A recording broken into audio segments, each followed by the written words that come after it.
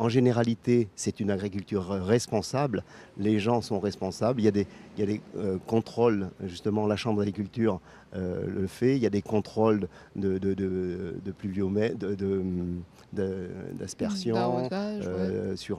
sur les appareils, des conduites de matériel et tout. Ouais. Des contrôles et aussi des formations, vous aidez, vous accompagnez ces agriculteurs. Exactement. Ouais. Bah, merci en tout cas pour tout ce boulot et merci pour nous avoir donné toutes ces explications. Merci Gérard Pasco. De rien. Merci, au revoir.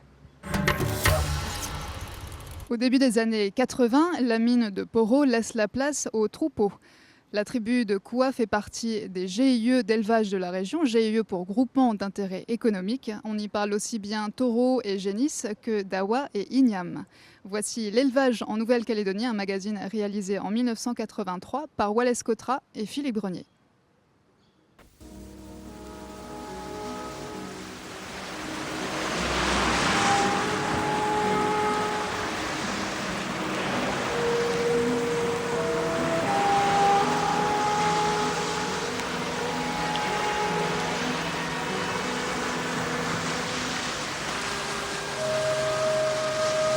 Poro d'aujourd'hui, des images inhabituelles pour ce qui était autrefois un véritable centre névralgique de la côte Est.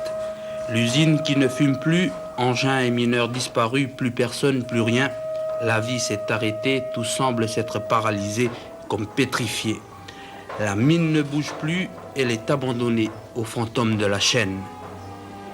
Depuis le départ du dernier minéralier, le plateau est laissé en pâture à la rouille et au vent des hauteurs. Un spectacle majestueusement vide. Depuis 1982, la région de Wailou étant mal de Poro, elle est à la recherche d'une autre ressource de substitution.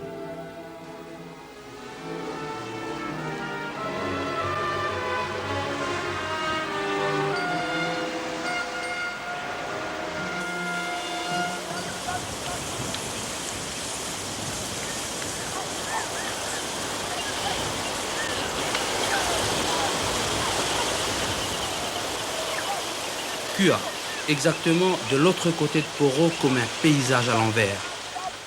Une plaine extrêmement fertile sur l'embouchure de la Kua, 280 hectares, 350 têtes de bétail, une ancienne propriété SLN revendiquée puis attribuée à la tribu de Kua.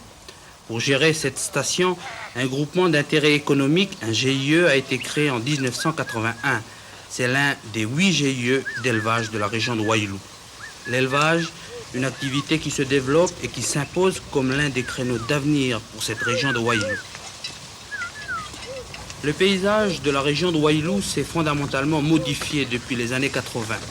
2700 hectares de terre ont été redistribués aux réserves. C'est sur ce potentiel foncier que se sont articulés les différents projets d'élevage. Pour les concrétiser, il a fallu l'intervention de l'Office foncier et de l'Office de développement de l'intérieur et des îles. Ce sont la plupart du temps ces deux organismes qui avancent le capital de départ. Ensuite, les clans eux-mêmes doivent se mettre d'accord. Les clans propriétaires terriens doivent signer un bail avec le GIE. C'est une démarche formelle mais indispensable. Un bail face à des caisses prêteuses et clarifie la gestion du GIE. Au total, 20 millions CFP ont été investis dans les 8 GIE de Wailou. Le cheptel s'élève à 850 têtes, c'est déjà une performance, mais en matière d'élevage, les bilans ne peuvent s'apprécier qu'à long terme. Ici à Kua, le GIE est officiellement composé de 17 membres, mais cela, c'est un peu pour la forme juridique. En fait, les 80 habitants de la tribu participent également au travail. Le GIE, c'est la chose de la tribu, il appartient à la communauté.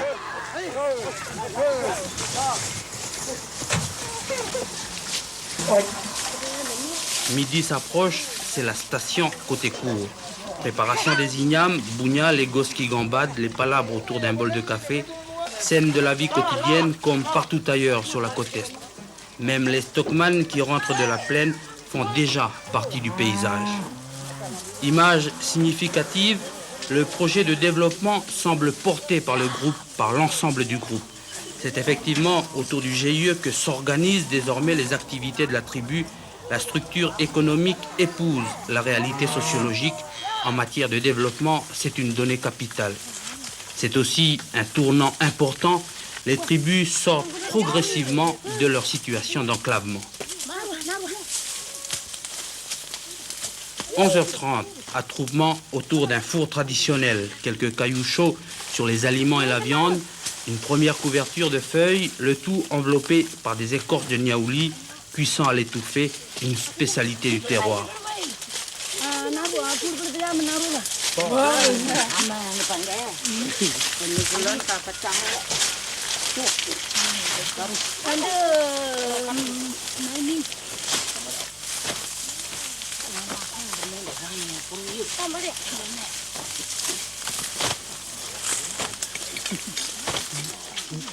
Sur la station, les hommes, les femmes, les enfants, chacun a son rôle. Le GIE, c'est véritablement une entreprise communautaire. Le repas est toujours une occasion de palabres. Oubliez les chevaux et les taureaux, on parle plus de cerf ou de dawa. Les anciens dissertent sur les nouvelles saisons d'igname. Les jeunes n'en finissent pas de raconter la dernière blague qui circule dans les villages. Un moment de détente avant d'affronter de nouveau la plaine. Une réalité, c'est que il y a presque 2 ans qu'on s'est mis à faire de l'élevage. On essaye de pallier le retard en faisant de la qualité. On a toujours l'habitude de dire que la coutume freine les projets de développement. Alors comment vous vivez cette réalité au niveau de la région de Wailou? Au contraire, si nous avons pu jusqu'à présent travailler en bonne entente, en bonne harmonie et en collaboration, c'est que c'est justement dû à ce fait qu'il y ait la coutume qui est derrière toutes ces choses et qui fait qu'on puisse aboutir à cette collaboration au niveau du travail. Maintenant, les 8 groupements de Wailou fonctionnent relativement bien. Alors comment ça se fait que vous n'avez pas monté des groupements plus tôt? Je crois avoir dit au début du reportage que ça fait en moyenne à peine 2 ans qu'on a commencé. Une chose est certaine, si on nous avait donné du foncier bien avant ça, on s'est remis à faire des élevage bien avant ça aussi.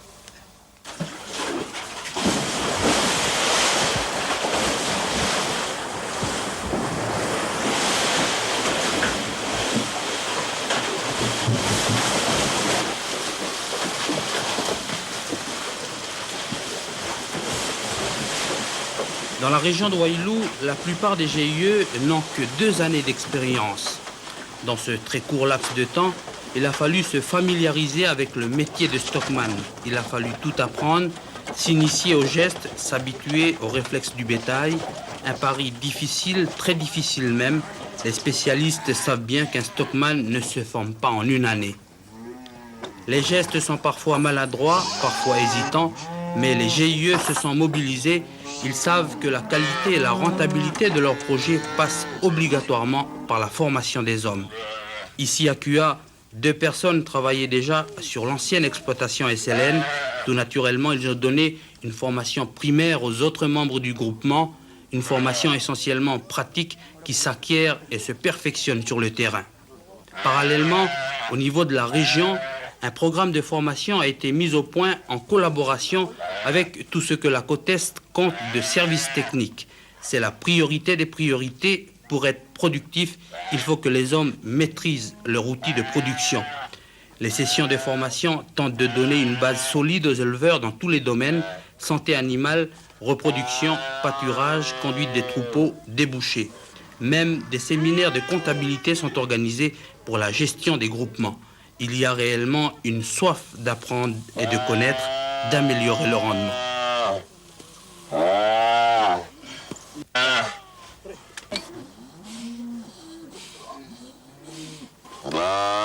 Cet effort commence d'ailleurs à se matérialiser sur le terrain. Les éleveurs sont ouverts aux nouvelles techniques, marquage systématique, recensement très précis du bétail, techniques de reproduction pour améliorer la race, enrichissement des pâturages. Les techniciens de l'économie rurale, le vétérinaire ou les responsables de l'ODIL sont souvent consultés. La perspective est toujours la même, offrir un produit de qualité.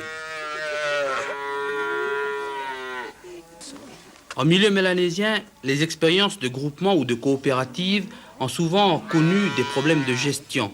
la coutume prenant parfois des libertés avec la rigueur comptable. Ce constat a été pris en compte dans la région de Wailou. Ainsi, à côté du bétail du GIE, les éleveurs entretiennent également un troupeau à part, exclusivement consacré aux besoins de la tribu.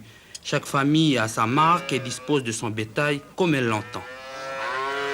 Le particulier tue son bétail et le vend pour son argent personnel. C'est pas pareil que le groupement parce qu'on travaille en groupe, quoi. Alors, on a un statut pour le groupement. Mais tandis qu'il est particulier, le particulier tue son bétail personnellement. Ça veut dire il recrute l'argent lui-même. C'est pour son bien. Et vous ne touchez pas alors au bétail du groupement? On ne touche pas au bétail du groupement. Il sert inutilement pour l'OCEF.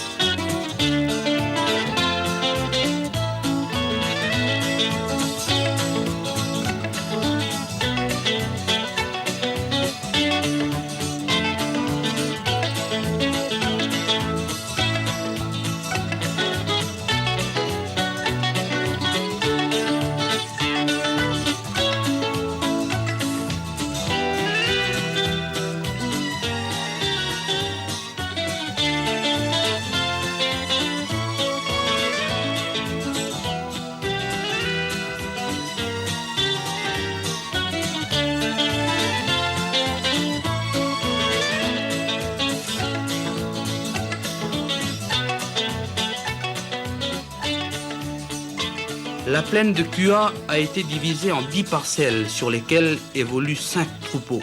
Les bovillants, les vaches, les génisses, les reproducteurs et enfin le troupeau appartenant à la tribu. Toujours cette volonté de rationaliser les méthodes de travail pour viser la qualité et la rentabilité.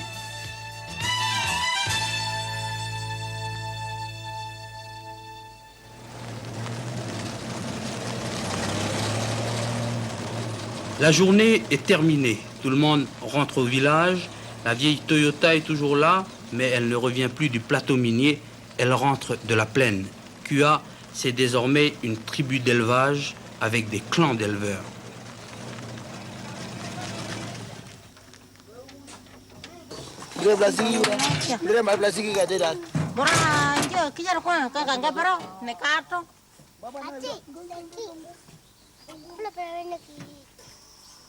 Depuis la création du GIE, la petite tribu de Kua a changé. Le café, les ignames ou la pêche sont désormais des activités complémentaires. Les jeunes ont du travail, il n'y a plus de chômeurs. Et le soir, au coin du feu, on n'en finit pas de parler, de raconter des histoires de chevaux, de génisses ou de taureaux.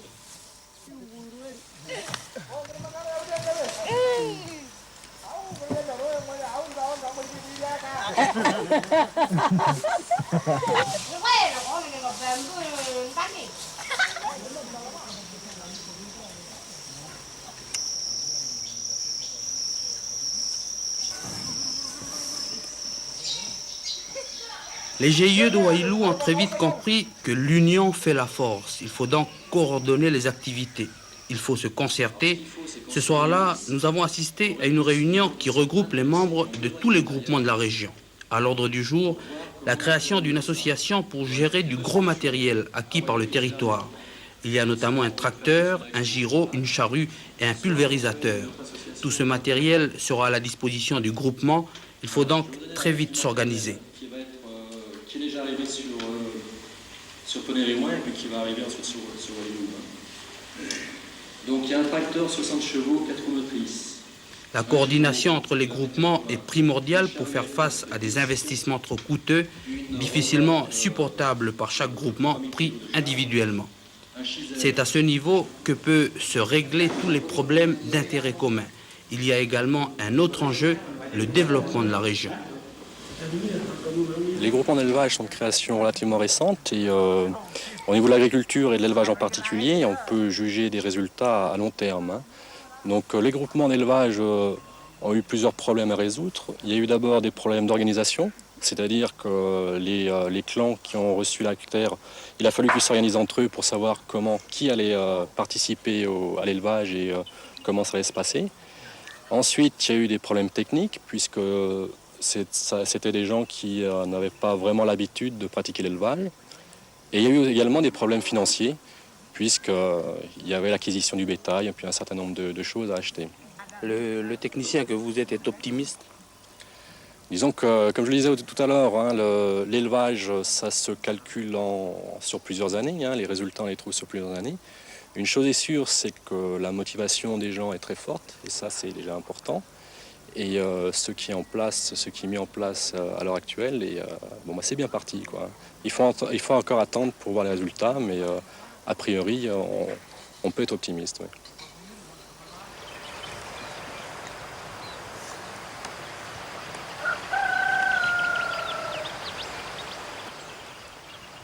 Nous sommes maintenant à Pouroubeu.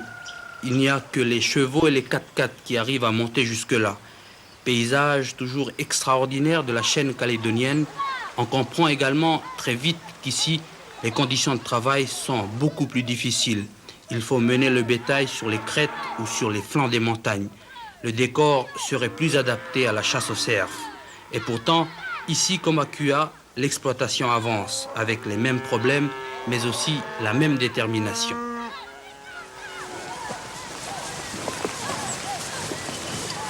D'après les résultats du recensement général agricole effectué en 83-84, le cheptel calédonien est d'environ 121 000 têtes. En 85, ce chiffre devrait sans doute être révisé en baisse. Mais il reste que proportionnellement, les 850 têtes des 8 groupements de Wailou apparaissent un petit peu dérisoires. Et pourtant, l'expérience est significative. D'abord, pour la région, les projets de développement permettent de mobiliser les jeunes sur place, de créer des centres de travail et d'endiguer l'exode rural vers Nouméa. Significative également pour les tribus elles-mêmes. Elles s'initient à un type de développement adapté à leur environnement. La terre est perçue également comme un outil de production. C'est une évolution importante. Enfin, pour les jeunes, cela permet une prise de responsabilité concrète, une affirmation dans leur milieu. Les jeunes, le mélanisés en général, il s'est aperçu qu'ils pouvaient faire partie du système économique du pays. Un truc dont il a toujours été mis à part auparavant.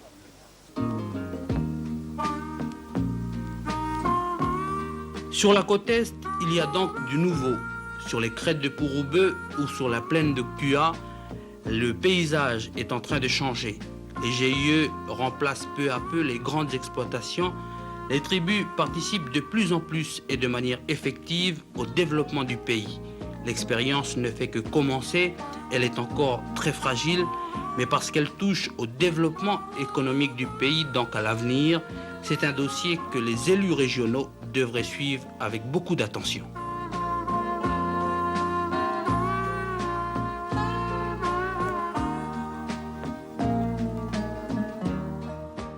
Cliff, ce nom, beaucoup de Calédoniens souhaiteraient ne l'avoir jamais connu. Le 12 février 81, le cyclone Cliff balaye le territoire, emportant une vie et de nombreuses habitations.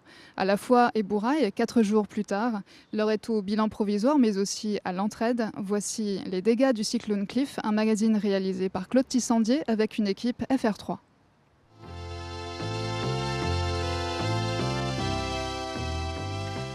Le village de la Foi a retrouvé son visage habituel. Les rues et les jardins ont été nettoyés et de prime abord, on ne remarque pas les cicatrices laissées par le passage du cyclone. Il faut monter sur la colline où se trouvent l'internat et le collège pour découvrir le foyer socioculturel privé de toiture. Ensuite, à la sortie du village, on aperçoit sur une butte une villa sans toit, celle de Georges Guillermet fils, un éleveur qui en l'espace d'une nuit a perdu son foyer.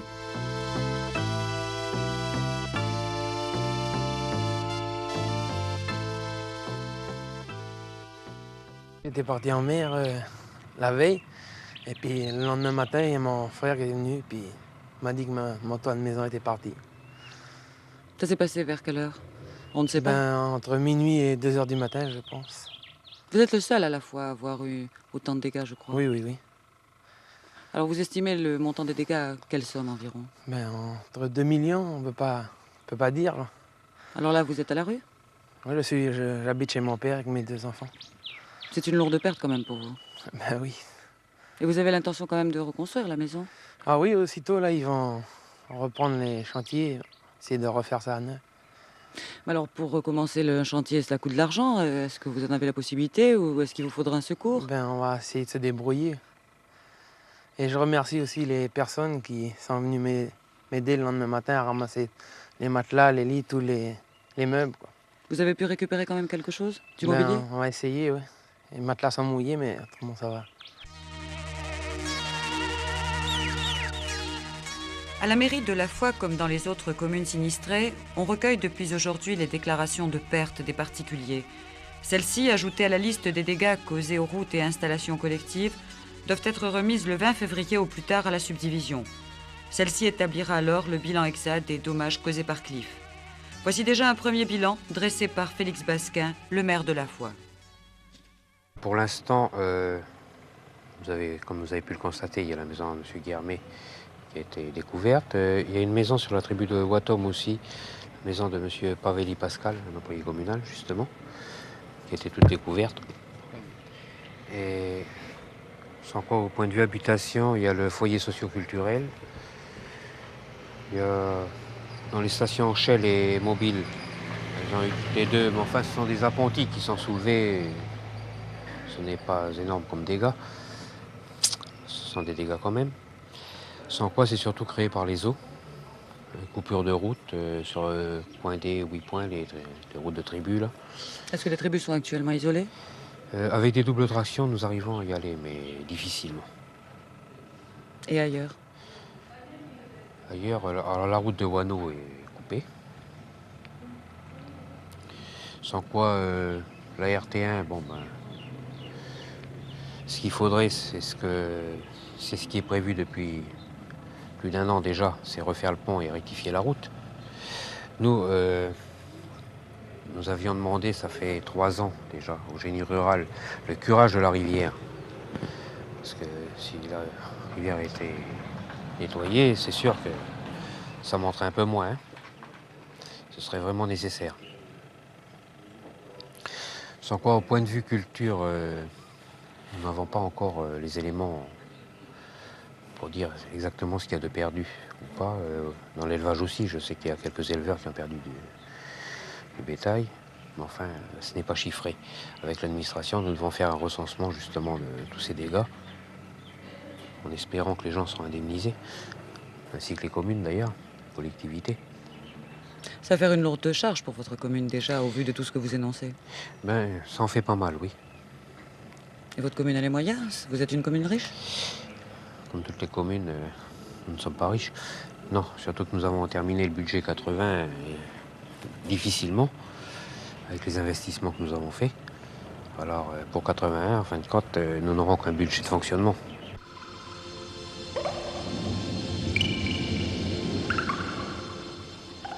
Dans la commune de Bourail, la tribu de Bouérou, à une trentaine de kilomètres du village, a particulièrement souffert du passage de Cliff. La route, obstruée par les arbres abattus, a pu être rouverte à la circulation samedi après-midi. On a alors découvert que la petite école primaire n'existait plus. Il faudra que désormais le quart de ramassage scolaire amène les enfants en classe à Bourail. Certains devront se lever chaque matin à 5h moins le quart. La municipalité envisage d'installer maintenant une mini-maternelle à Bouérou, mais il n'y aura plus d'école primaire. Dans cette tribu qui compte environ 300 habitants, 5 maisons ont eu leur toiture arrachée par le vent et toutes les cultures vivrières sont perdues. Le manque à gagner est double, plus rien pour assurer la nourriture quotidienne de la tribu et plus d'argent frais provenant de la vente des produits au marché de Bourail. Ce matin, les habitants de la tribu, aidés par les employés municipaux, ceux du plan Jacquet et ceux du chantier de développement, travaillaient à découper l'immense pin colonnaire qui, dans la nuit de jeudi à vendredi, s'est abattu sur une maison et a tué M. Anaclé Bruireux. Mathias Bruireux raconte. Aux environs de minuit, d'entre 11h et minuit, il y avait les premiers coups de rafale. Et c'est à la suite de ces premières rafales, qu'il y a eu la chute d'arbres qui a provoqué la mort d'Anaclé. C'était votre cousin? C'était mon cousin, oui. Est-ce que les autres dégâts dans la tribu, apparemment, ont été très très importants? Eh bien, comme vous le voyez maintenant, il y a bien sûr les bananiers qui sont très fragiles et qui tombent au premier coup de vent. Mais nous avons aussi les tarondières qui, avec les crues des rivières, sont emportées. Vous avez également les chutes de cocotiers qui sont assez résistants, mais qui, voyant la force du vent et les coups de rafale, n'ont pas pu résister à ces coups de rafale. Et les champs d'igname? Les champs d'igname ont également été soufferts, évidemment, avec les coups de rafale, les vents violents, qui ont tout fait tomber par terre. Donc pratiquement, il ne reste plus rien à Bouirou. Oui, disons que pratiquement toutes les cultures vivrières sont touchées vraiment, disons, à 100% si on veut. Alors maintenant, bon, il faut essayer de revivre. Les gens n'ont pratiquement plus rien. Comment ils s'organisent? Eh bien, vous savez, le monde mélanésien est assez sensible à toutes ces choses qui arrivent. Et pratiquement, nous nous aidons entre nous.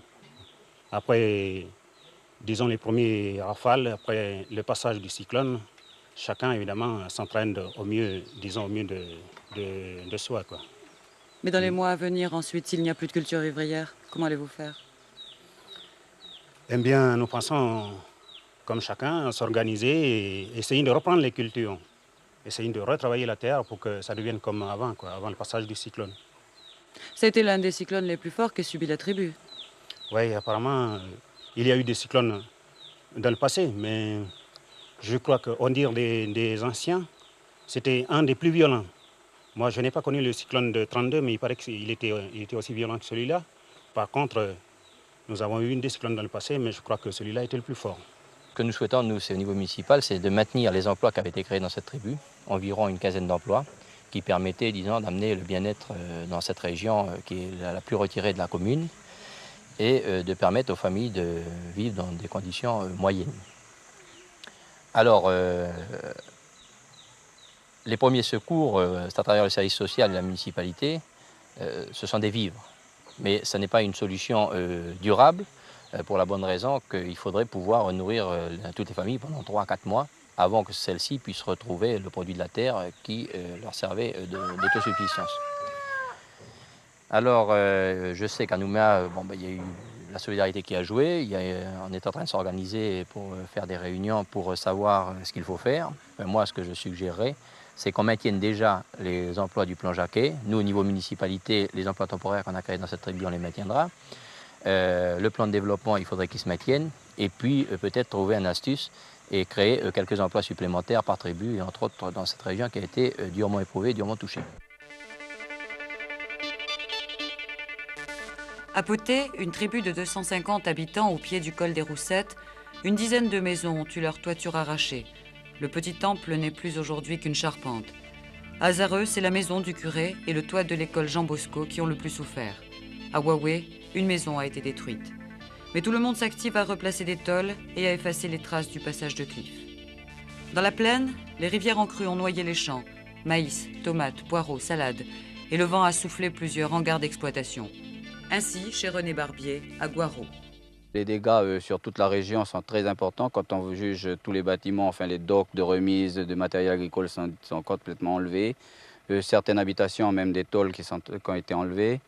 Dans les cultures, n'en parlons pas, à 100% tout était détruit. Est-ce que les gens sont assurés? Disons que peut-être 40 à 50% des gens dans la région de Guaro sont assurés, mais quand même pas au total. Hein. En tout cas, c'est une perte importante pour vous. Ah, une perte très importante. À combien vous chiffrez vos propres dégâts? Personnellement, j'en ai plus d'1 million, disons entre 1 million et 1 million 500 000 de pertes sur les bâtiments, plus les cultures qui montent environ à 800 000, 1 million, ça dépend. Malgré ce coup du sort, Bouraï s'active à revivre. Depuis 4 jours, tout le monde est sur la brèche et ce travail incessant commence à porter ses fruits. Le maire, Jean-Pierre Haïfa, le confirme. Eh bien, 4 jours après le passage du cyclone, ça va un petit peu mieux. La commune, on peut dire qu'on aura ce soir déblayé et dégagé le réseau routier à 100%. Au niveau des infrastructures publiques, au niveau des adductions d'eau, je pense que toute la population aura pu retrouver, à quelques exceptions près, de l'eau à son robinet. Au niveau électricité, l'UNELCO a fait vraiment un gros effort et là, de même, aujourd'hui, on aura 100% du réseau rétabli. Et le téléphone, ça c'est autre chose. Je crois qu'il y a eu beaucoup de dégâts et là, je pense qu'il y aura encore pendant quelques semaines des perturbations. Maintenant, les secours sont organisés. On attend que Nouméa débloque. La commune a fait l'effort qui lui incombait, mais il est sûr que les dépenses qui auront été engagées ne pourront pas être supportées par la commune seule. On attend là une aide exceptionnelle du territoire, de l'État, de je ne sais qui. Alors au niveau des populations, il faut quand même reconnaître une chose, c'est qu'il y a eu en tout une bonne vingtaine de maisons, entre autres en milieu mélanésien, et des bâtiments d'exploitation en milieu européen qui ont très souffert. Au niveau mélanésien, vous avez pu le constater que les gens sont remis au travail, qu'il y a le moral, et que d'ici quelques semaines, eh bien, le cyclone Cliff restera, disons, dans l'esprit des Bourraillais, peut-être un mauvais souvenir ou fera partie de l'histoire de Bourail. Mais il est sûr que la population a été très très éprouvée. Parce qu'il faut quand même constater une chose, c'est qu'au niveau des sinistrés assurés, il y a quand même une valeur assurée de 40 millions. Que ce soit en culture ou en bâtiment d'exploitation, on doit arriver à ce chiffre. Et dans les non-assurés, et entre autres dans ces milieux, et entre autres les milieux mélanésiens, il y a aussi beaucoup de pertes, comme vous avez pu le constater. Le bilan est difficile de le faire aujourd'hui, mais dans l'après-midi aujourd'hui, avec la gendarmerie et la subdivision, on aura pu recueillir tous les éléments concernant les dégâts qui ont été causés individuellement par personne, par famille. Et à partir de là, il faudra faire la synthèse et puis surtout faire l'addition. Mais rien que pour la commune de Bourail, on s'attend à une addition très très lourde, de plusieurs dizaines de millions. On pourrait peut-être même avoisiner les 80 à 100 millions. C'était Les dégâts du cyclone Cliff, un magazine réalisé en 1981 par Claude Tissandier avec une équipe FR3. Bonjour Daniel Salmon. Bonjour. Alors vous avez prédit la pluie et le beau temps pendant près de 31 ans. Alors Cliff a fait pas mal de dégâts, mais ça n'est pas celui qui vous a le plus marqué. Il y en a eu d'autres. Non, celui qui m'a le plus marqué, c'est Colline, même s'il n'était pas aussi puissant que Cliff, hein, mais c'est Colline. Et c'est surtout Allison à Touhaut qui m'a beaucoup marqué.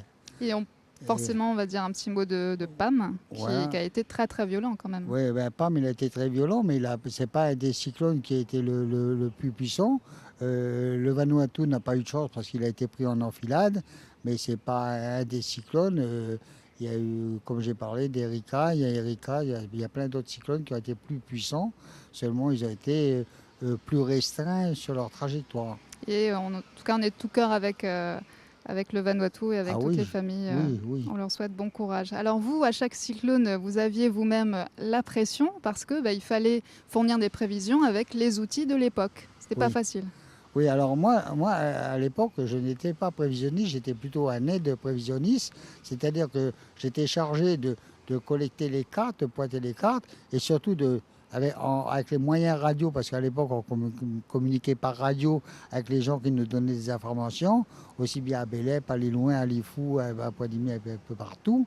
Et donc, j'étais plutôt aide prévisionniste, mais donc je participais pleinement avec d'autres collègues, parce qu'on renforçait les cyclones, parce qu'on travaillait jour et nuit. Alors, et on avait quelques photos satellites, c'est-à-dire les défilants, ce qu'on appelle les défilants, les NOAA, mais c'était 2 fois par jour, qui étaient un peu comme des photos de Polaroid, qui étaient un peu floues, pas très précises, que maintenant on a quand même, pas pour dire qu'ils sont meilleurs que nous, mais nous on faisait avec les moyens du bord, et voilà. Et c'est tout à votre honneur de vous être débrouillé et d'avoir assuré avec tout ça.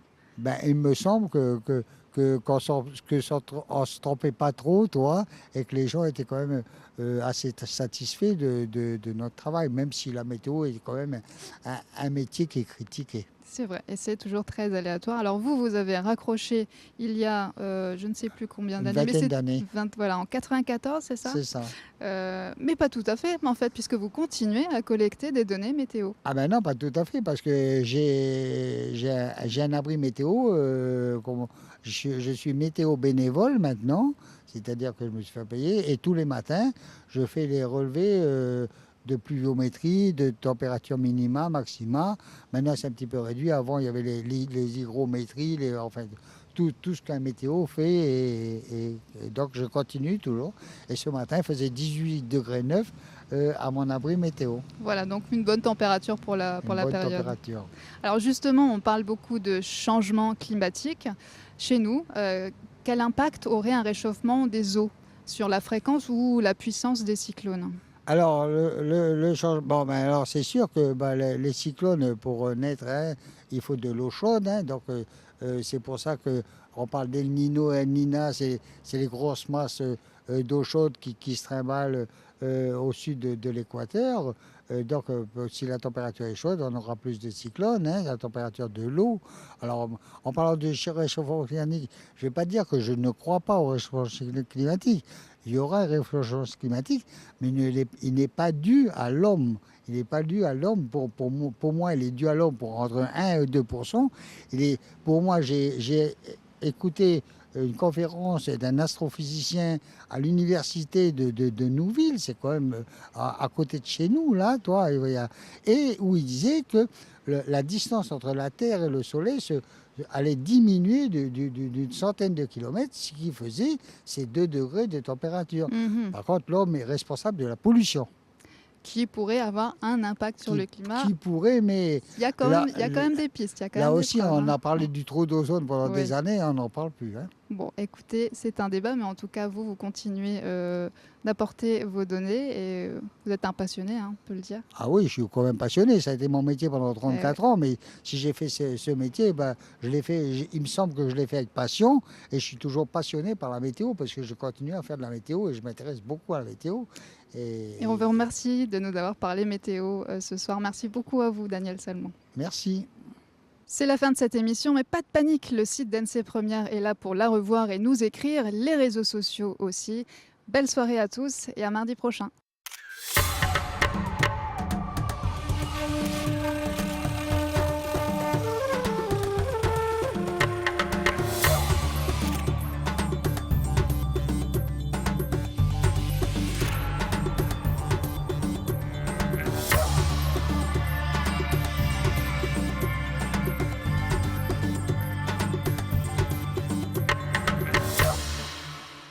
Jeudi, votre nouveau rendez-vous mensuel de la rédaction. Près de 700 morts en 10 ans, les routes calédoniennes tuent. Elles tuent 4 fois plus que dans l'Hexagone et 3 fois plus qu'en Nouvelle-Zélande.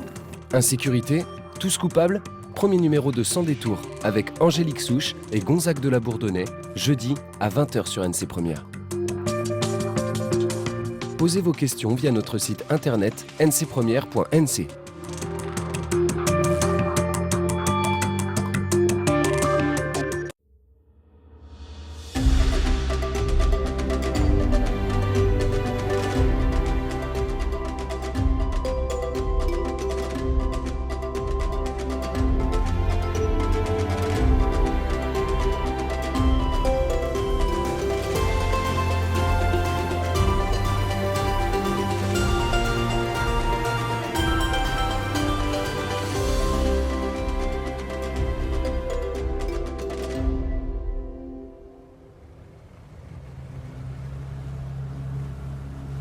Le lancement d'une fusée à Kourou.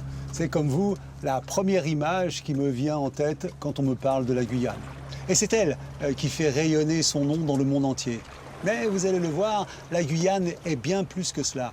Une authentique terre d'aventure, et pas seulement scientifique. Bienvenue dans Passion Outre-mer, grand format. En Guyane, tout est démesuré. Pour le plus grand département français, tout est une affaire d'espace. Alors, nous irons bien sûr à Kourou, au cœur du centre spatial. Mais la nature aussi est XXL. Les forêts couvrent 8 millions d'hectares, 96% du territoire. Elles comptent parmi les plus riches du monde et recèlent une biodiversité exceptionnelle. C'est enfin une terre d'aventure. Des Amérindiens aux nouveaux arrivants venus conquérir ici une vie meilleure, la Guyane est un lieu d'histoire humaine étonnante. Vous êtes amateur de sensations fortes ? Alors venez avec moi découvrir cette terre de conquête et d'aventure au paysage encore sauvage.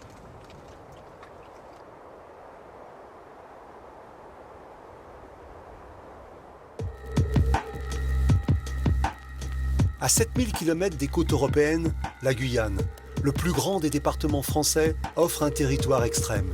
Une forêt tropicale grande comme 3 fois la Belgique, l'une des plus préservées au monde et l'une des plus riches en termes de biodiversité. Chaque jour, tu as quelque chose de différent à voir. Un véritable laboratoire de recherche qui regorge d'espèces végétales et animales.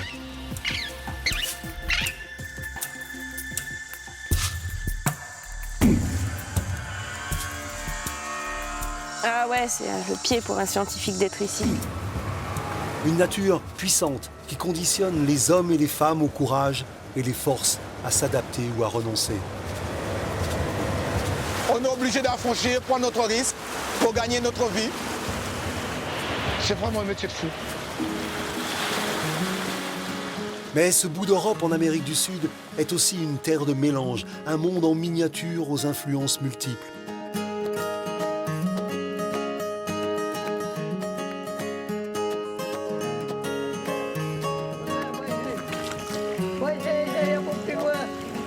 Ça, c'est bon.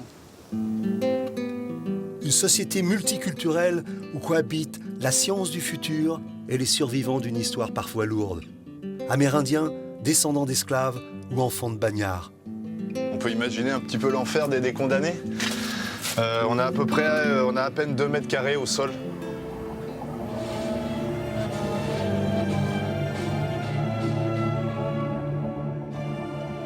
La Guyane n'est pas une destination comme les autres. Elle représente davantage une expérience, propice aux découvertes et aux rencontres insolites,